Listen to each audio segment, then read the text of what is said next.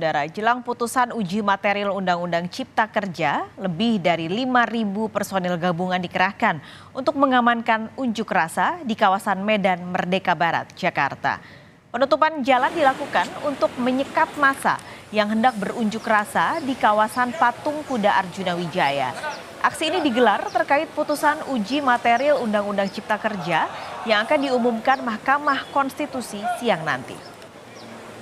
Kita telah menyiapkan berbagai konsep pengamanan, mulai dari zona A sampai dengan zona F ya, untuk mengcover berbagai aktivitas masyarakat di ibu kota. Kita terjunkan sebanyak 5.428 personil yang sudah tersebar di berbagai titik dengan konsep kegiatan pengamanan, yakni mengamankan seluruh aktivitas kegiatan, kemudian pelayanan sekaligus pengawalan jalannya penyampaian pendapat di muka umum.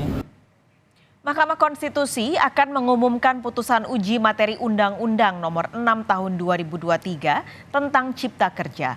Undang-Undang Ciptaker melewati perjalanan panjang yang syarat akan penolakan. Mahkamah Konstitusi hari ini akan mengumumkan putusan tentang Judicial Review Undang-Undang Nomor 6 Tahun 2023 tentang penetapan Perpu Nomor 2 Tahun 2022 tentang Cipta Kerja. Pemohon dari gugatan UU Cipta Kerja ini adalah Presiden Partai Buruh Said Iqbal dan Sekjen Partai Buruh Ferry Nuzarli. Gugatan pertama kali dilayangkan ke MK pada 3 Mei 2023.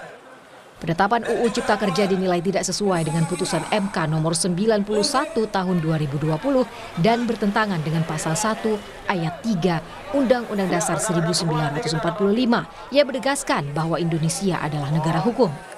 Keputusan Presiden dan DPR yang mengabaikan putusan MK disebut merupakan pelanggaran dengan prinsip negara hukum yang menghendaki seluruh lembaga, termasuk lembaga pembentuk undang-undang, tunduk dan taat pada hukum. Undang-Undang Nomor 6 Tahun 2023 tentang Cipta Kerja disahkan pada Maret 2023 lalu. Sejak awal, proses pengesahan UU ini diwarnai penolakan. Meski demikian, DPR RI nyatanya tetap mengetuk palu mensahkan Perpu itu menjadi undang-undang. Kisruh ini berawal dari gagasan tentang Omnibus Law Cipta Kerja yang disampaikan Presiden Joko Widodo. Presiden memerintahkan penyusunan draft RUU Cipta Kerja yang secara kilat dirampungkan pemerintah pada 12 Februari 2020. RUU Cipta Kerja mulai dibahas oleh legislator pada 2 April 2020. Rancangan aturan menuai penolakan dari berbagai kalangan, khususnya kaum buruh, karena dinilai banyak merugikan hak-hak kaum pekerja dan hanya menguntungkan pengusaha. Penolakan terjadi di mana-mana. Akhirnya, pada 24 April 2020, Presiden sempat mengumumkan penundaan pembahasan RUU Cipta Kerja khusus klaster ketenagakerjaan. Namun penundaan tersebut hanya berlangsung 5 bulan. Pembahasan RUU Cipta Kerja di DPR terus dikebut untuk meloloskan aturan itu menjadi undang-undang. Secara maraton dalam 7 bulan diselenggarakan rapat sebanyak 64 kali, termasuk pada dini hari, akhir pekan, hingga saat reses. RUU pun rampung dan dibawa ke rapat paripurna untuk disahkan sebagai undang-undang pada 5 Oktober 2020. Dalam rapat paripurna, hanya fraksi Partai Demokrat dan fraksi PKS yang menolak pengesahan RUU Cipta Kerja. Suara 2 fraksi jelas kalah dengan suara fraksi lain yang mendukung.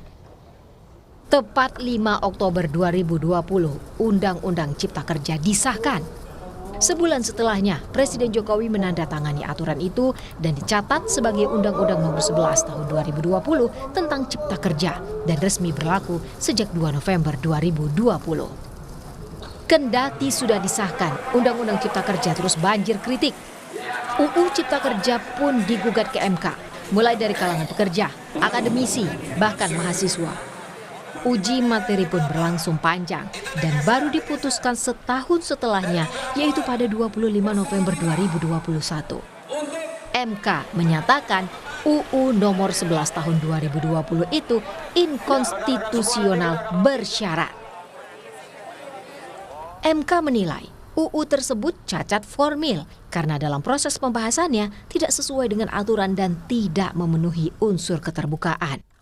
Dalam putusannya, MK memberi waktu untuk pembuat undang-undang memperbaiki UU Cipta Kerja dalam jangka waktu 2 tahun setelah putusan dibacakan.